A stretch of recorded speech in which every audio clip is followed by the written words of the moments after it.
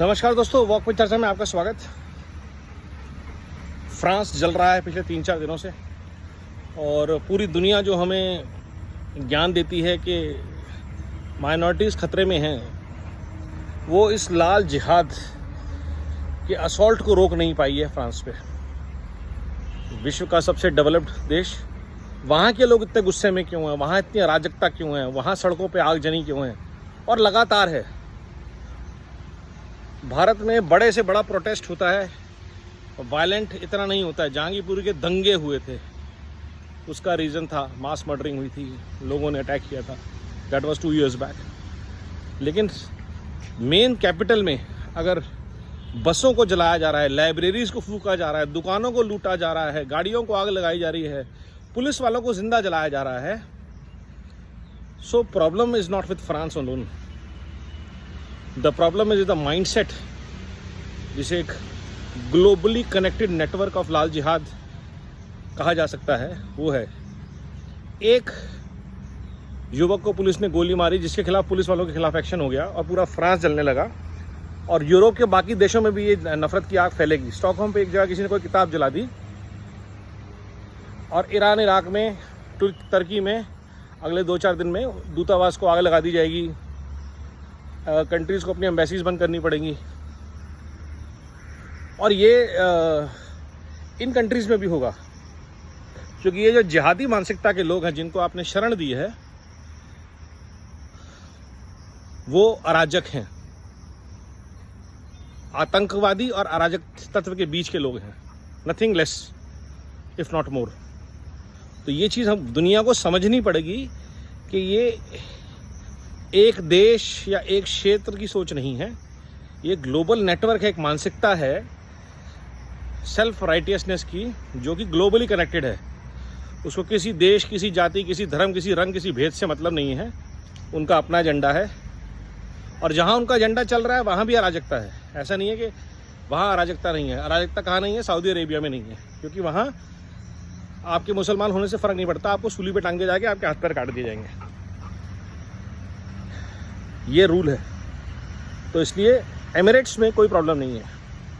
Abu Dhabi चले जाइए आप, मस्कट चले जाइए आप, दुबई चले जाइए, कहीं भी चले जाइए, अराजकता कहाँ है? Iran, Iraq, Syria, Pakistan, Afghanistan, पूरा यूरोप, यूएस, कनाडा, यहाँ अराजकता है, क्योंकि डेमोक्रेसी के नाम पे अराजकता फैलाई जाती है, सेक्युलरिज्म के नाम पे अराजकता फैलाई जाती है। And that is a long-term game plan which countries, leaders need to understand. One of the successful models in India that has curtailed this thing is the Yogi model. और योगी जी ने बड़ा सिंपल किया है कि जो भी सरकारी संपत्ति को, आपको शिकायत हो सकती है, आपको प्रोटेस्ट का हक है, लेकिन अगर किसी ने जन संपत्ति को, पब्लिक प्रॉपर्टी को जलाया, नुकसान पहुंचाया, लोगों के लिए प्रॉब्लम क्रिएट करी, तो जो भी नुकसान होगा वो आपसे वसूला जाएगा या आप जेल जाएंगे और आप छुप नहीं सकते। आपका नाम, आपकी फ़ोटो पूरा शहर देखेगा, आपके ख़ानदान को घसीटा जाएगा, आपके घरों तक बुलडोज़र पहुंचेंगे। So heavy collateral damage is something that has ensured that there is peace in UP for a very very long time।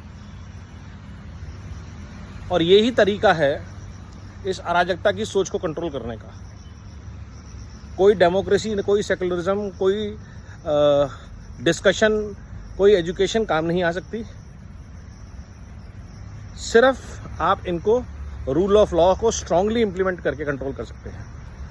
और इसीलिए यूनिफॉर्म सिविल कोड, किसी भी धर्म, जाति के नाम पर आपसे कोई भेदभाव नहीं है। जो रूल सबके लिए लागू है।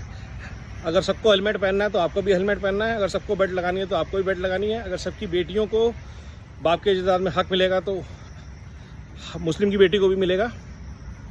इसमें भेदभाव नहीं होना चाहिए। और जो इस देश का नागरिक नहीं है, वो देश का नागरिक नहीं है। उसके लिए जो लड़ेगा उसको भी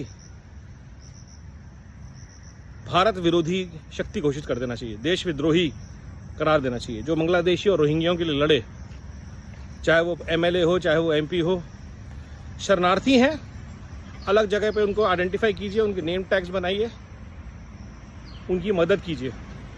लेकिन उनको भारत का नागरिक बता के, आधार कार्ड दे के, उनको वोट बैंक में कन्वर्ट करके अगर आप देश में अराजकता फैलाना चाहते हैं, पटरियाँ उखाड़ना चाहते हैं, डैम्स तोड़ना चाहते हैं, सड़कों को खोदना चाहते हैं, पानी में जहर मिलाना चाहते हैं, तो ये देश बर्दाश्त नहीं करेगा। और भारत इस चीज़ के लिए पूरी तरह प्रतिबद्ध होना चाहिए कि फ्रांस, यूरोप, सीरिया जैसे हालात हमारे यहाँ ना हो। और ये इंश्योर सिर्फ एक ही इंसान आज की डेट में और एक ही पार्टी कर सकती है, वो है श्री नरेंद्र दामोदर दास मोदी और भारतीय जनता पार्टी। क्योंकि बाकी सारी पार्टियों के लिए ये जो 15-20% की पॉपुलेशन है, ये वोट बैंक है। और जो कर्नाटका में हो रहा है, जो हिमाचल में होगा और जो पंजाब में हो रहा है, ये पूरे देश में होगा। जो राजस्थान में हो रहा है, पूरे देश में होगा। अजमेर जैसे कांड होंगे। तो इसलिए अगर आपको अपने देश को, अपने शहर को फ्रांस और पेरिस बनने से बचाना है, तो आपको अपने लिए खुद इंतज़ाम करने पड़ेंगे। सही नेतृत्व को चुनना पड़ेगा सबसे पहले। नहीं तो 3 दिन में आप देख लीजिए फ्रांस का क्या हाल हुआ है। और कोई ग्लोबल नेटवर्क इस पे बोलेगा नहीं, कोई नेता नहीं बोलेगा कि फ्रांस में अराजकता का माहौल है, डर का माहौल है और क्रैकडाउन होगा। 1000 से ऊपर लोग अरेस्ट किए गए हैं। वहाँ पे कोई डर का माहौल नहीं है। और इंडिया में अगर आपने अभी किसी को उठा लिया होता जेल में, किसी जर्नलिस्ट को डाल दिया होता, और फ्रांस में आज क्रैकडाउन होगा सोशल मीडिया पे। तो भारत को समझना पड़ेगा, अपने लिए हमें खुद लड़ना पड़ेगा।